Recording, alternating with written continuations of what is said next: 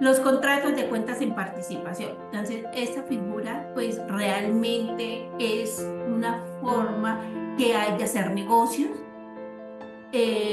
Algunas personas puede ser que las utilicen también como modelos de planeación tributaria. Es me parece a mí interesante porque no tiene IVA. O sea, independiente del objeto social que tenga el contrato, esta figura no hay IVA entre los partícipes. Entonces, es un buen modelo que yo puedo utilizar para negocios. Entonces, ¿qué me dice la norma? Me dice que los activos, pasivos, ingresos, costos y gastos deberán ser reconocidas por cada uno de los partícipes en proporción a su participación. Que es decir, que si los dos hacemos un contrato de cuentas en participación para un negocio, pues hay una parte de esos activos que tiene ese contrato, una parte de esos pasivos que también es mía como partícipe. Entonces, el socio gestor está en la obligación de certificarle para efectos fiscales los activos, pasivos, ingresos, costos y gastos que le corresponden a los socios ocultos.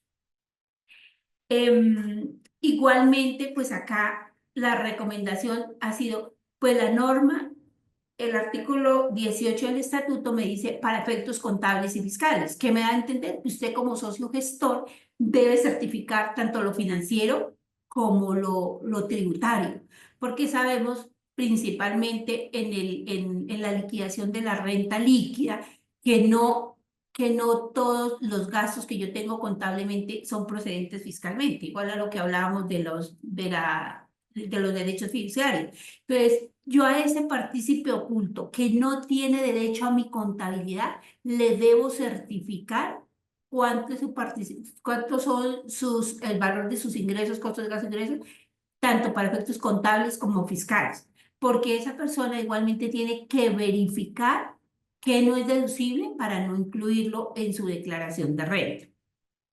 ¿Qué pasó? Como lo mencionó Jacqueline, el año pasado, pese a que no tuvimos reforma tributaria, sí hay varias jurisprudencia y doctrina que han hecho que tenga que ajustar o cambiar de posición o manejos tributarios.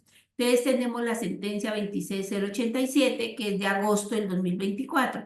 En esta sentencia, ¿qué fue lo que definió la Corte?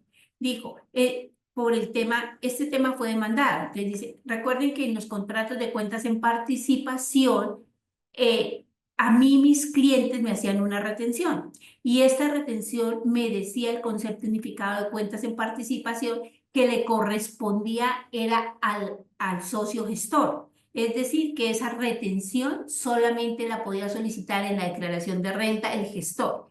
¿Qué dijo esta sentencia? No, pues esa retención, si usted tiene un contrato de cuentas en participación, no es suya en el 100%. También le corresponde a los socios gestores. Es decir, que usted, a partir de, eso lo dijo el concepto, la sentencia no lo dijo, porque también a raíz de esta sentencia sale un concepto de la DIAN diciendo que a partir de agosto, a partir pues, de septiembre, me hago corto, estados financieros, en septiembre, esta retención en la fuente que le hacen al socio gestor debe trasladarla a los socios ocultos en proporción a su participación. Entonces tengan cuidado en ese tema, que la renta que vamos a presentar, yo como socio gestor tengo que transferirle a los ocultos la proporción de esa participación. Obvio, de los contratos que se hubieran liquidado al 30 de agosto.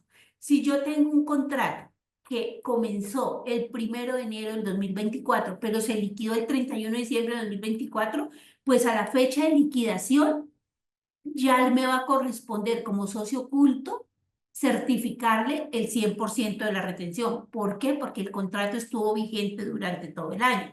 Esta sentencia, este concepto que habla que dice la DIAN, dice los contratos que se hubiesen liquidado a la fecha en que salió la sentencia. Eso sí, podría dividirse la retención entre antes y después, pero estos que fueron liquidados al después de agosto debe ser en función de la participación de los socios ocultos y gestores.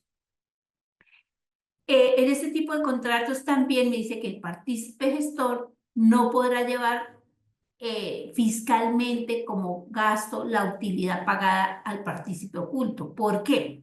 Entonces, recordemos, puede ser que para efectos fiscales, si yo no tengo, para efectos contables, perdón, si yo no tengo control conjunto con no hay control conjunto entre el gestor y el oculto del contrato, pues contablemente tendría tratamiento de negocio conjunto, es decir, que el gestor iría a registrar en su contabilidad un gasto o un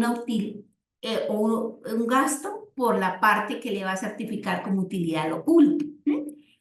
Eso es el manejo contable, pero fiscalmente lo que yo hago es trasladarle del ingreso que facturé su ingreso que le corresponde de acuerdo a la participación, del gasto que yo tengo que me facturaron a mí como socio gestor, la parte que le corresponde como partícipe del contrato. Entonces, aquí ese gasto que yo tenga de utilidad, gasto por utilidad para el gestor, perdón, gasto para el gestor, utilidad para el partícipe, ese gasto no va a ser deducible en la renta, simplemente es una partida no deducible. ¿Por qué? Porque yo lo que traslado es la operación. O sea, contablemente, cuando yo tengo un negocio conjunto, va a haber diferencia entre lo contable y lo fiscal. Mientras que si ese contrato de cuentas en participación por X o Y motivo está diseñado para que el control sea conjunto, aunque los contratos de cuentas en participación dice que el control, que el oculto permaneció oculto. Entonces, pero de alguna forma ejerce control, pues el reconocimiento contable sería de una operación conjunta, o sea, el mismo tratamiento que contempla el artículo 18, ingresos, costos y gastos.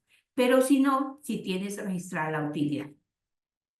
Aquí tengo que pues, validar las diferencias que existan entre lo contable y lo fiscal. También este tipo de contratos, el socio gestor no debe practicar retención en la fuente en la medida, obviamente por la parte que le está trasladando al oculto, en la medida en que el partícipe gestor no traslada, no traslada una utilidad neta, no es un ingreso, una utilidad neta lo que está trasladando, sino una operación, una operación. Entonces aquí no hay derecho, hay lugar a hacer retención. Y ya como ya lo mencionamos, pues la retención que a mí me practicaron también le corresponde una parte al público. ¿Qué me dice también de este tipo de contratos? Que el partícipe gestor será quien factura, declare y pague el IVA o el impuesto al consumo, porque este tipo de contratos, normalmente hablamos del IVA, pero también estas operaciones se realizan por contribuyentes que son responsables del impuesto al consumo. Entonces, cualquiera puede ser y cualquier tipo de negocio puede hacerse un contrato de cuentas en participación. Entonces, él irá a ser el responsable de facturar IVA o impuesto al consumo. Y en el tema del IVA va a ser el único que va a tener derecho a los impuestos descontables, ¿sí? El socio gestor, eso no se los trasladó al oculto.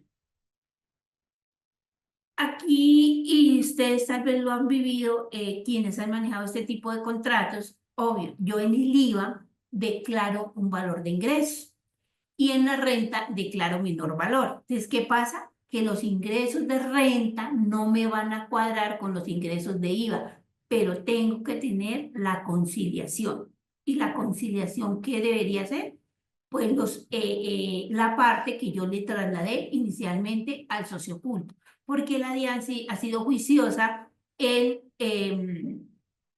enviarle comunicación a los contribuyentes diciéndole que los ingresos de IVA no le cuadran con los ingresos de renta. Entonces, para poderle dar respuesta, porque se le deja respuesta a todas estas invitaciones que nos manda la DIAN, pues me toca tener la conciliación para decirle por qué mis ingresos de renta no me coinciden con los de IVA. La autorretención especial. Entonces, en este tipo de operaciones, cada uno de los, tanto el socio gestor como el socio oculto, deberán liquidar, declarar y pagar autorretención sobre los ingresos que le corresponden. Porque normalmente vemos que el socio gestor, sí, como no ha hecho la liquidación, si tiene una liquidación anual, pues allá en el mes de enero, cuando paga la autorretención, incluye la totalidad de los ingresos. Pero ¿qué pasa? Que al final, si es una liquidación anual, hasta el final del año yo sé realmente cuánto va a ser mi ingreso.